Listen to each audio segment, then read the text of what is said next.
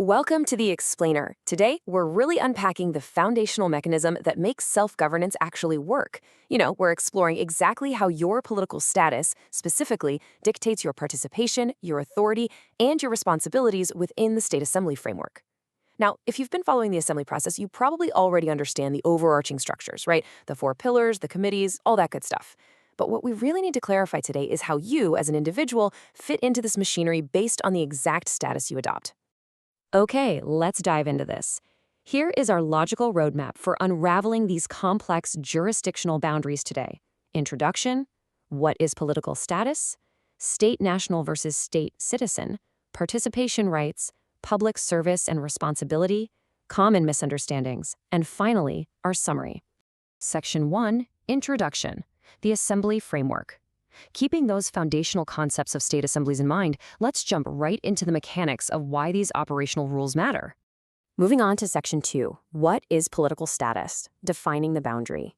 Let's look at this core jurisdictional mechanism that determines how you interact with your government.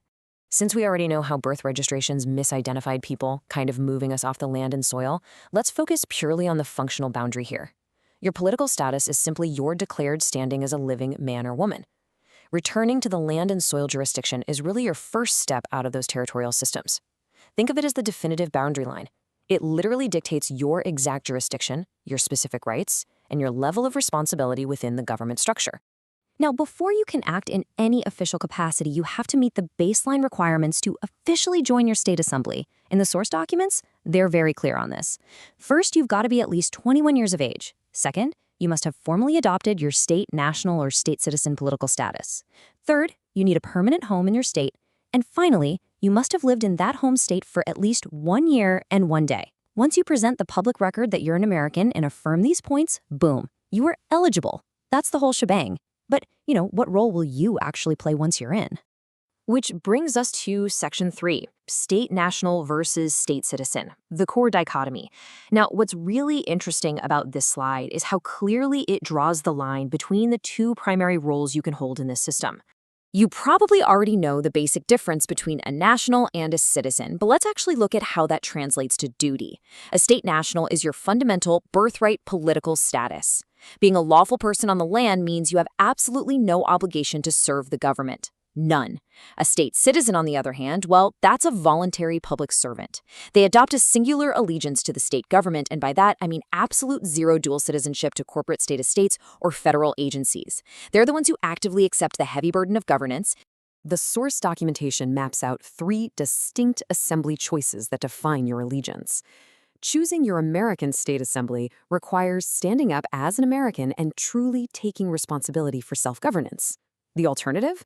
Well, that's joining district or municipal assemblies, accepting the status of a U.S. or municipal citizen, relinquishing your constitutional guarantees, and essentially answering to a foreign power. To be a state citizen, those dual allegiances to foreign entities absolutely must be abandoned. No way around it. Next up, Section 4, Participation Rights, Voting, and Authority. Let's see how these statuses map out the actual authority you hold within the assembly. When it comes down to the precise participatory boundaries, both state nationals and state citizens can participate and vote on strictly local, in-state, or in-county issues. That's a shared right. But, and this is a big but, because state citizens actually shoulder that singular allegiance and the heavy workload, the source documents explicitly reserve 2 massive powers for them alone. Only state citizens possess the authority to enforce the constitutional guarantees owed to the people, and they alone get to decide and vote on international issues for their states of the Union. All right, Section 5, Public Service and Responsibility, doing the work.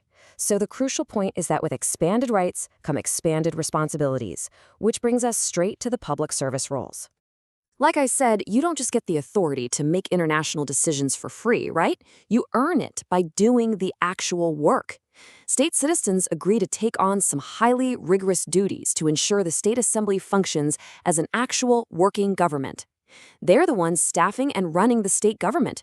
They form the jural pool for the jural assembly, serving as trial or grand jurors to decide both the law and the facts. And hey, if you want to fill elected state offices like a sheriff or a justice, or if you want to serve in the assembly militia, being a state citizen is the required status for sure. Speaking of the militia, the source texts are highly explicit here. Anyone who is fit and between the ages of 21 and 45 is eligible to serve as part of the Assembly Militia. This role is absolutely vital. They're coordinating state-level deployment of assistance to local counties and stepping up for interstate rescue and relief efforts. Now, there is one very unique role that often confuses people, and that's the Assembly Coordinator. According to the texts, state coordinators function strictly as state nationals on assignment for the Federation, not as state citizens. Why is that? Well, remember, a state citizen holds a singular allegiance to their state. The coordinator position exists at the Federation level, which is an instrumentality of the states combined. Holding a Federation-level role while trying to maintain a singular state allegiance would create a huge, direct conflict of interest. So to keep things clean, coordinators remain state nationals. Let's pivot to Section 6, Common Misunderstandings, Behavior and Reality. It's time to anchor these theoretical concepts into the practical reality of group dynamics. You know, an assembly is supposed to resemble an extended family of friends and neighbors working for mutual security. So things like gossiping, power-mongering, commandeering meetings, and causing conflict, they have absolutely no place here. The texts are super blunt about this. Anyone who causes disruption, snipes behind people's backs, or interferes with the smooth flow of business can and will be removed from public meetings by the officers appointed to provide security. You obviously can't be deprived of your birthright, but you can certainly lose your attendance privileges if you obstruct progress. And this brilliantly illustrates the basic ethos of the assembly. In our government, there is no positional authority, only functional authority. The documents even make a joke that elected officials didn't magically become like the pigs in Animal Farm, you know? They didn't become more equal than anyone else just by virtue of being elected. Chairpersons and directors, they are strictly functionaries with the job to do. Holding an office grants no overarching power over others, nor does it allow someone to just unilaterally pick and choose who gets to be on a committee. Finally, Section 7, Summary, Putting it all together. Let's move to and see how this builds as we synthesize these jurisdictional categories into the ultimate goal of the assembly. Ultimately, self-governance isn't about one person ruling over everyone else.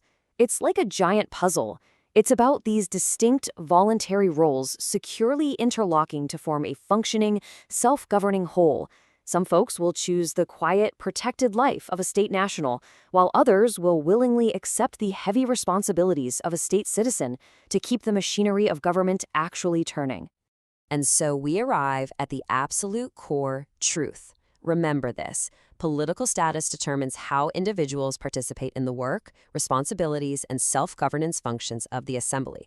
Understanding where you stand is the very first step in taking your power back. So looking at the road ahead, which status will you choose to adopt?